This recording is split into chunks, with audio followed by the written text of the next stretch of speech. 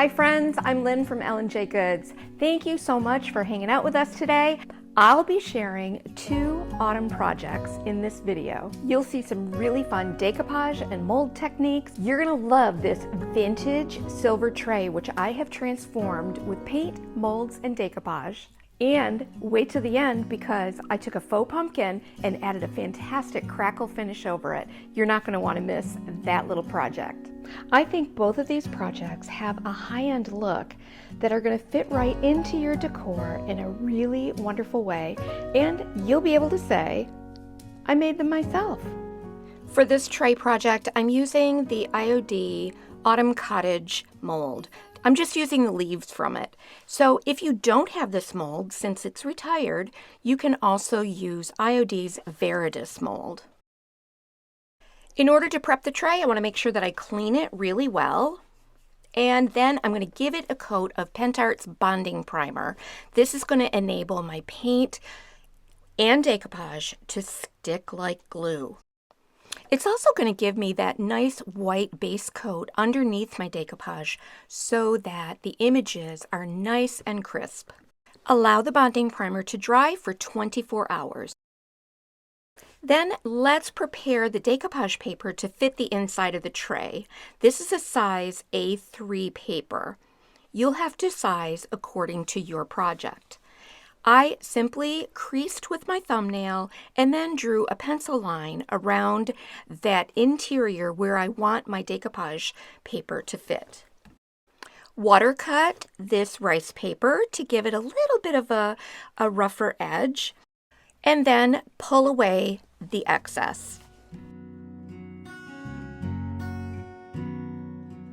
I want a nice neutral color on this tray, and there are so many options with Fusion. All of these neutrals have different undertones, so it's important for me to select the one that best matches this Decoupage Queen paper. I have painted the rim of the tray and the handles and the back with Fusion's Cashmere.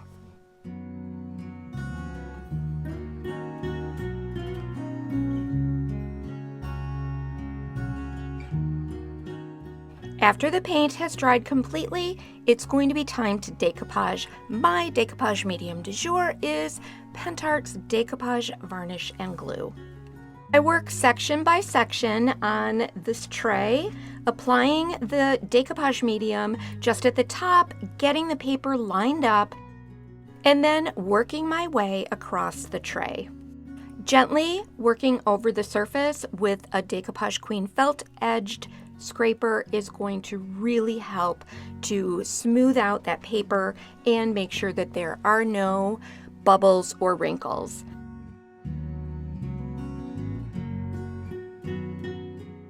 While the decoupage is drying, I'm going to go ahead and prepare my molds. I've used ALUMILITE tan casting resin, and I want to pull that out of the mold when the casting resin is still very soft, because I need to trim away any parts that I don't want and get them positioned into place on the tray.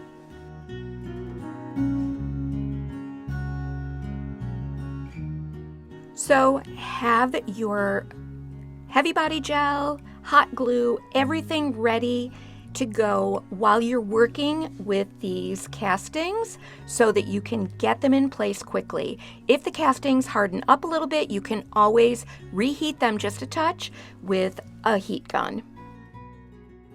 I'm using PENTART's heavy body gel and also leaving a little open area on the back of each of these castings so that I can apply a dab of hot glue.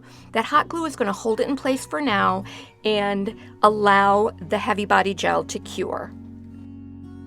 I've also used IOD's Dainty Flourishes mold and cast some pieces, trim them to fit so that they will go around the interior of that tray.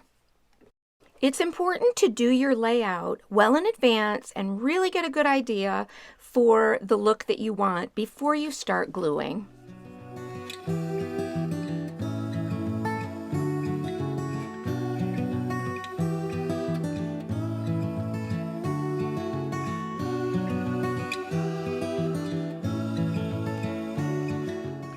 You can see here how I'm applying the heavy body gel around the exterior portion of the back of this casting, and then I'll add a dab of hot glue. I also like to have some kind of a weighted object handy or clamps to hold these molds in place. Because there's a curve on the interior of my tray, this is going to be really important so that the mold ends up securely adhering to that tray. I'm going to add all the links to the products that I used in the description box below.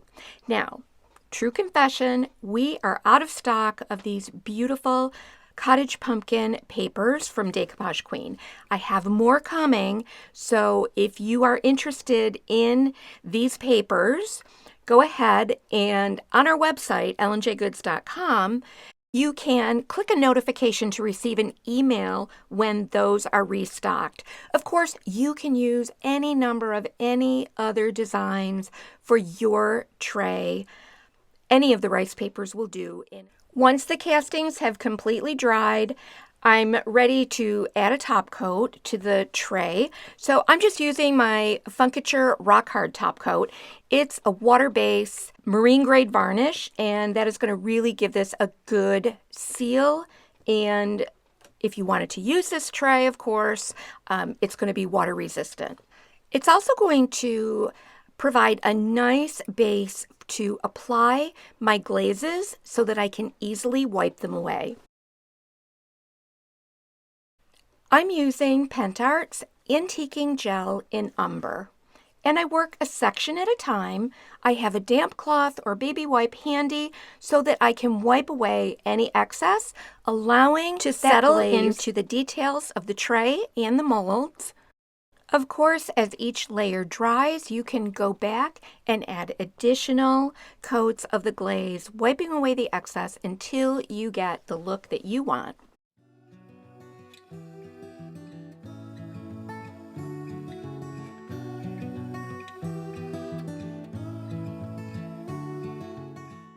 I want to thank you so much for hanging out with us here today at Ellen J. Goods on YouTube.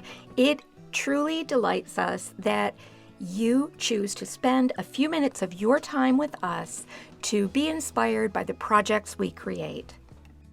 And it would mean so much to us if you would be willing to take just a second and hit that subscribe button if you haven't already, hit the notification bell, share this content out, and also leave us a comment and let us know if you're a big fan of makeovers on thrifted silver items.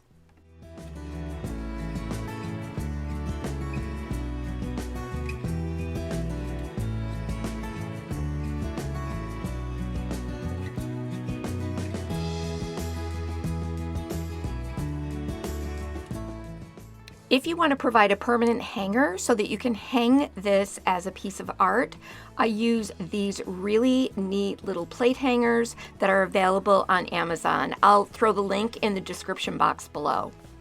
They're sized according to weight, so you just want to make sure that you are getting the right size for the weight of your project.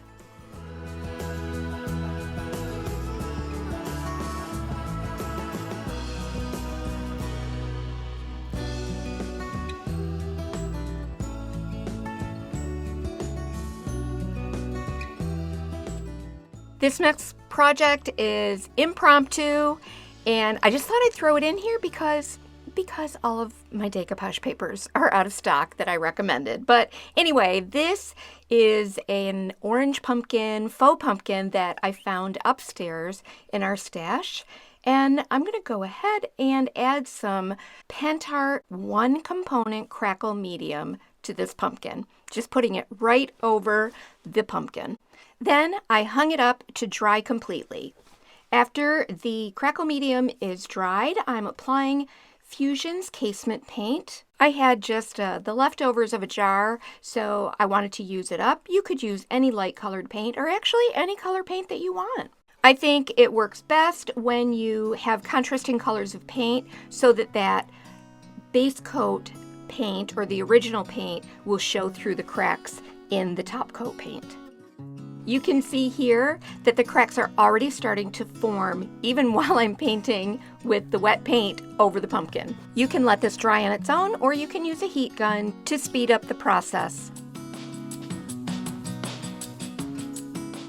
Now I'm going to apply a coat of Debi's DIY Dark Wax, and then apply a little clear wax over the pumpkin to remove the excess dark wax. You can use it like an eraser, take off as little or as much as you like. I replaced the plastic stem with one of my dried pumpkin stems that I have gathered up and are in my stash. I think this instantly changes the entire look of this pumpkin, or any faux pumpkin.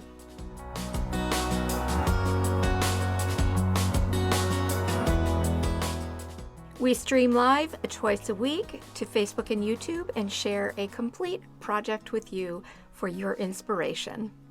L&J Goods is a brick and mortar shop in Medina, New York. You can also find us at lnjgoods.com.